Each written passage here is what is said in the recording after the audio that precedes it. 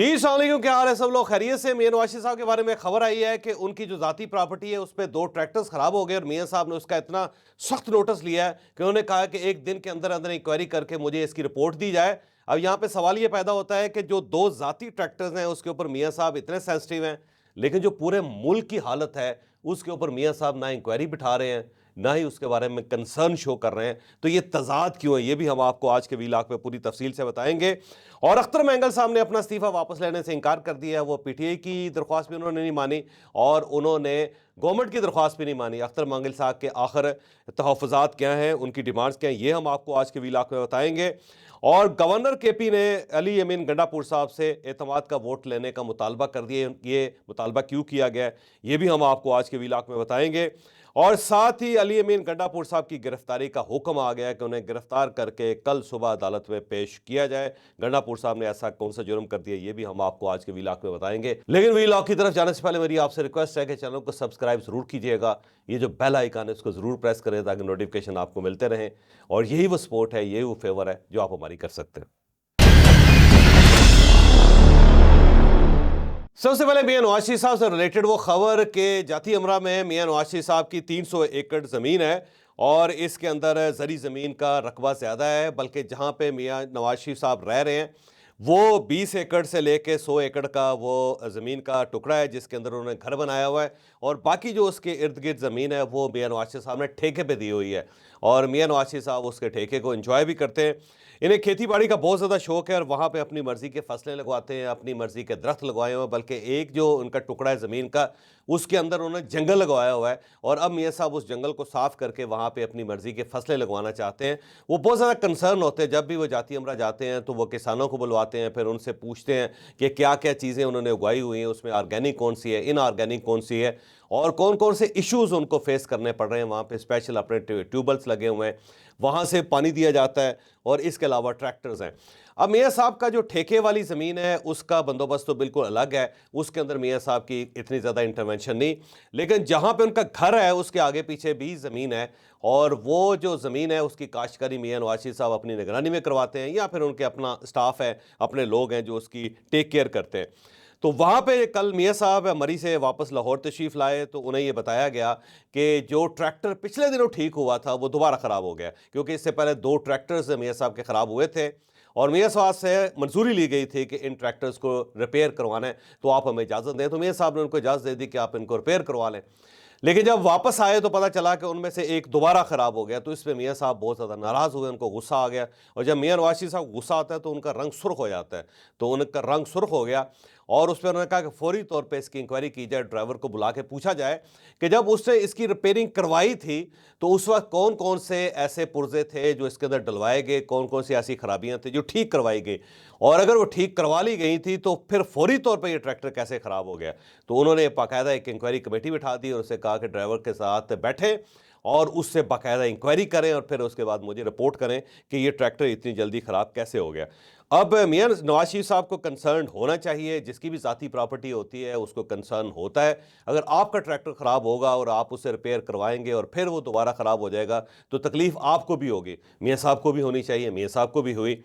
लेकिन यहाँ पे सवाल ये पैदा होता है कि जो कुछ पंजाब के अंदर हो रहा है, उनकी साहबजादी इस वक्त चीफ मिनिस्टर हैं, वहाँ पे लोग खुदकुशियाँ कर रहे हैं, वहाँ पे लोग महंगाई के हाथों तंग हैं, वहाँ पे एक एक प्रोजेक्ट 6-6 मरतबा बन रहा है। एक सड़क है उसे 40-40 साल से मुकम्मल नहीं किया जा रहा, एक बार बनती है फिर टूटती है, फिर बनती है फिर टूटती है। बल्कि पंजाब के अंदर तो तमाशा ये लगा हुआ है, लाहौर के अंदर भी ये तमाशा ये लगा हुआ है कि एक सड़क बनाई जाती है, फिर जब वो मुकम्मल हो जाती है तो पता चलता है कि नहीं, सड़क की ज़रूरत नहीं थी, यहाँ तो अंडरपास बनना चाहिए था।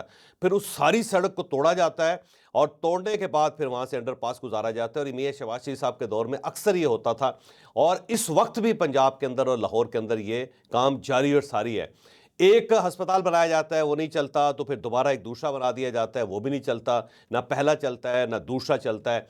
आम नॉर्मल अस्पताल चल नहीं रहे और अब फील्ड अस्पताल वहाँ पे बनाए जा रहे हैं कि वो जी घूम फिर के मरीज़ों का इलाज करेंगे। भाई जो प्रॉपर अस्पताल है, उनकी टेक केयर करना, उनको चलाना किसकी जिम्मेदारी है, वो तो आपसे चल नहीं रहे। वहाँ पे हड़तालें लाहौर के अंदर होती रहती हैं, पंजाब के अंदर होती रहती हैं, इस वक्त भी वहाँ पे हड़ताली बैठे हुए हैं। और इसके साथ साथ वफाक के अंदर जो पिछले 16 माह की गवर्नमेंट थी मियां शहबाज शरीफ साहब की, उसके अंदर जो कुछ हुआ वो आपके सामने। इस बार जो गवर्नमेंट चल रही है उसकी भी सारी सूरत आपके सामने। अख्तर मैंगल साहब ने इस्तीफ़ा दे दिया, उन्होंने कहा जी हमारे तो तहफ़्फ़ुज़ात हैं, उन्हें कोई सुन नहीं रहा। बलूचिस्तान के अंदर क्या होता है कि बसों से, ट्रकों से लोगों को उतार के उनका शनाख्ती कार्ड चेक करके उनको गोली मार दी जाती है और फिर लाशों की तस्वीरें बाकायदा पूरे पाकिस्तान के अंदर नशर की जाती हैं। कच्चे के डाकू जो हैं वो पंजाब के एरिया के अंदर पुलिस को कत्ल करके चले जाते हैं और इसके साथ साथ पुलिस वहाँ पे टिकटॉक बना रही है और बहुत एक तमाशा चला हुआ है लाहौर के अंदर और पंजाब के अंदर।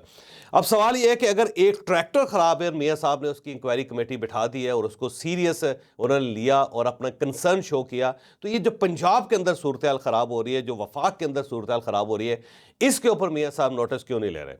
क्या उसकी वजह यह है कि ये ट्रैक्टर इनका ज़ाती नहीं है, या ये प्रॉपर्टी इनकी ज़ाती नहीं है, या ये लोग इनकी फैमिली के नहीं हैं, लिहाजा ये कत्ल हो जाएं, ये मर जाएं, ये बर्बाद हो जाएं, ये महंगाई के हाथों, महंगाई की चक्की में पिसते रहें? मियाँ नवाज शरीफ साहब को इसका कोई फ़र्क नहीं पड़ता। तो ये जो तज़ाद है मियाँ साहब की ज़ात के अंदर, उसका क्या जवाब देंगे मियाँ साहब कि एक ज़ाती ट्रैक्टर के ऊपर उनको इतनी तकलीफ़ हुई है कि उन्होंने बाकायदा उसके ऊपर वक्त लगाया और वो कह रहे हैं कि इसको हर सूरत ठीक होना चाहिए। तो अगर पिछली बार ठीक हो गया तो दोबारा ख़राब कैसे हुआ? लेकिन पंजाब के अंदर जो चीज़ें एक एक बन के फिर दोबारा ख़राब होती हैं, फिर दोबारा ख़राब होती हैं, फिर दोबारा ख़राब होती हैं। 18-18 मरतबा उनका बजट निकलता है, लेकिन उस पर मियाँ साहब को कोई कंसर्न नहीं है। तो जो लीडर होता है वो कौम का बाप होता है और वो कौम की प्रॉपर्टी को भी उतना ही सीरियस लेता है जितना वो अपनी ज़ाती प्रॉपर्टी को सीरियस लेता है।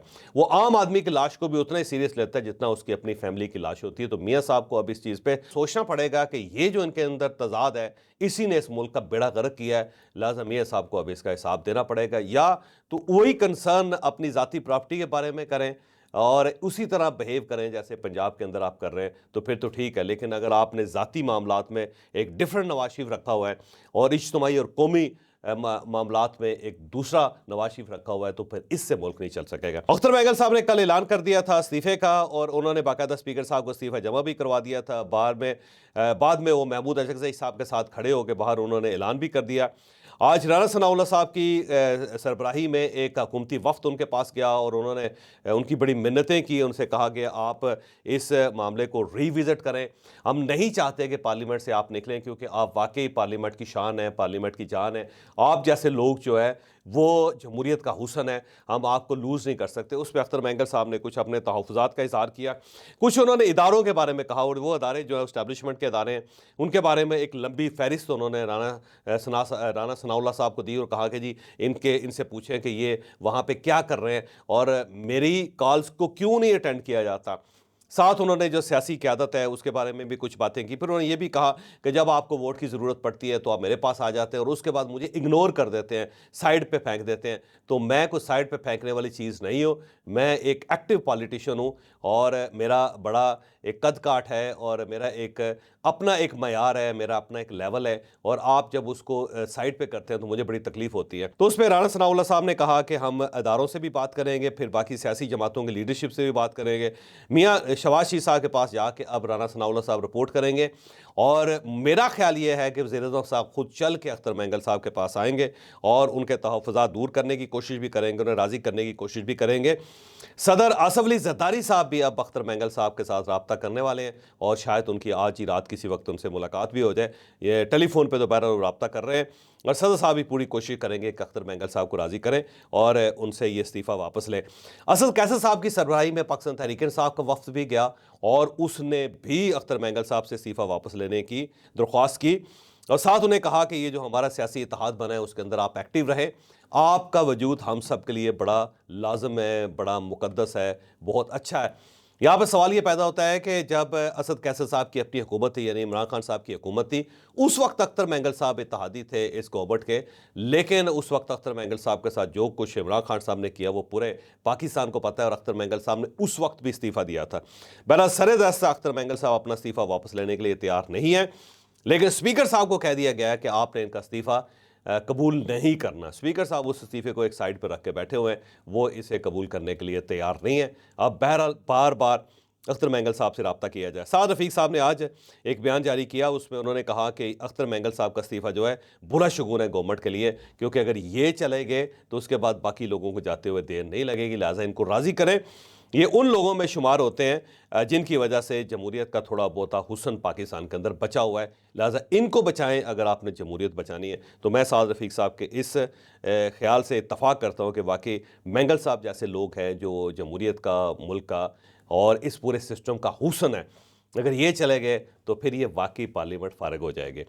आज गवर्नर खैबर पख्तूनख्वा फैसल करीम कुंडी साहब ने गंडापुर साहब से मुतालबा किया है कि आप फौरी तौर पे एतमाद का वोट लें, क्योंकि आप अपना एतमाद खो चुके हैं। अब ये 2/3 मेजॉरिटी है गंडापुर साहब की खैबर पख्तूनख्वा के अंदर, और एक ठीक ठाक किस्म का धड़ा वहाँ पे बन गया हुआ है जो गंडापुर साहब को पसंद नहीं कर रहा, और अब वो गंडापुर साहब के हक में वोट भी नहीं देगा। इसलिए फैसल करीम कुंडी साहब ने गंडापुर साहब से कहा है कि आप एतमाद का वोट लें ताकि आपका पानी चेक हो जाए, पता लग जाए कि आप कितने पानी में हैं। और उसकी वजह यही है कि वहाँ पे ठीक ठाक किस्म के इख्तलाफात पैदा हो गए, और ये इख्तलाफात मुराद सईद साहब की वजह से पैदा हुए हैं। मुराद सईद साहब जो हैं एक ऐसे चीफ मिनिस्टर बने हुए हैं जो चीफ मिनिस्टर नहीं है, लेकिन वो अली अमीन गंडापुर साहब को चला रहे हैं। इमरान खान साहब के बिहाफ पे वो बाकायदा ने एक डंडा हाथ में पकड़ा हुआ है, और उसकी बुनियाद पे वो खैबर पख्तूनख्वा की गवर्नमेंट को कभी इधर बिठा देते हैं, कभी उधर उठा देते हैं। उस वजह से वहाँ पे कन्फ्यूजन पैदा हुआ है। वहाँ पे शकील खान साहब का जो इशू था वो सबके सामने था, फिर आतिफ खान का इशू है, तो वहाँ पे ठीक ठाक किस्म की दरार पड़ी हुई है। बल्कि एक बार तो ये भी हुआ कि जो सेशन था खैबर पख्तूनख्वा असम्बली का, वो स्पीकर साहब ने मुअत्तल कर दिया था, मुलतवी कर दिया था। उसकी बुनियादी वजह ये थी कि सबको ये इंफॉर्मेशन थी कि अगर ये सेशन होगा तो वो लोग जो पाकिस्तान तहरीक इंसाफ के इस वक्त अली अमीन गंडापुर साहब के खिलाफ है, वो तकरीरें कर देंगे खड़े होकर गंडापुर साहब के खिलाफ, और उससे पूरी दुनिया के अंदर हमारा मजाक उड़ाया जाएगा। तो फिर वो इजलास ही मुलतवी कर दिया गया था। अब भी सूरत हाल इसी किस्म की है कि गंडापुर साहब को हर वक्त ये खतरा रहता है कि कहीं ना कहीं से कोई ना कोई बोल पड़ेगा, जिससे मेरी जो थोड़ी बहुत रेट है वो भी ख़त्म हो जाएगी। तो अगर फैसल करीम कुंडी साहब ने आने वाले दिनों में बाकायदा तहरीरन ये मुतालबा कर लिया तो फिर अली अमीन गंडापुर साहब के लिए मसाइल बहुत पैदा हो जाएंगे। सर दस्त तो वो सिर्फ बात कर रहे हैं, लेकिन अगर उन्होंने तहरीरी तौर पे कह दिया या फिर अपोजिशन की किसी जमात ने यह मुतालबा कर दिया तो फिर मामला ख़राब हो जाएगा। आज गंडापुर साहब के लिए दूसरी खौफनाक किस्म की खबर ये थी कि यहाँ पे इस्लामाबाद के अंदर सिविल जज शाइस्ता कुंडी साहिबा ने उन्हें गिरफ्तार करके अदालत में पेश करने का हुक्म जारी कर दिया है। उनके ऊपर, गंडापुर साहब के ऊपर असलहा और नाजायज़ असलहा और शराब कैरी करने का एक पर्चा दर्ज है, और बड़े अरसे से ये पर्चा दर्ज है। और शाइस्ता कुंडी साहिबा बार बार उनको बुलाती थी अपनी अदालत में, लेकिन इनके वकला पहुंच जाते थे और वो हर बार एक तारीख ले लेते थे। पिछली बार भी ये कहा गया कि जनाब सीएम साहब क्यों नहीं आ रहे, तो पिछली बार भी एक बहाना किया गया था। इस बार जब बाकायदा जज साहब ने सुबह पूछा जज साहबा ने कि कहाँ है सीएम साहब, तो दो वकील थे गंडापुर साहब के। एक वकील ने कहा जी उनकी तबीयत बड़ी ख़राब है, इस वजह से नहीं आ सके, जबकि दूसरे वकील आए, उन्होंने कहा जी वहाँ खैबर पख्तूनख्वा के अंदर सैलाब हैं और वहाँ पे सीएम साहब मसरूफ़ हैं, इस वजह से वो यहाँ नहीं आ पा रहे।